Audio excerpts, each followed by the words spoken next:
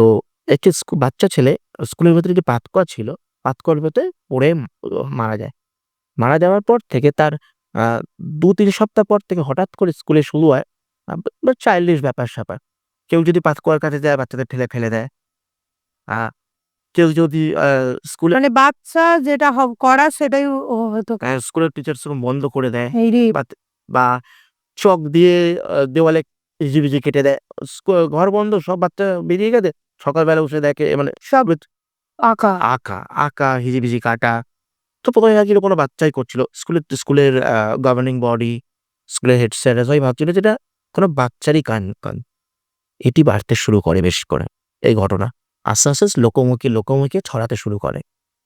এবার এই ঘটনা যখন ছড়ায় মানে এরকম ঘটনা যখন ছড়ায় তখন আস্তে আস্তে তো বুঝতে পারছি লোকের মুখে ভয় ভীতি শুরু হয়। স্কুলটি বন্ধ হয়ে যায়।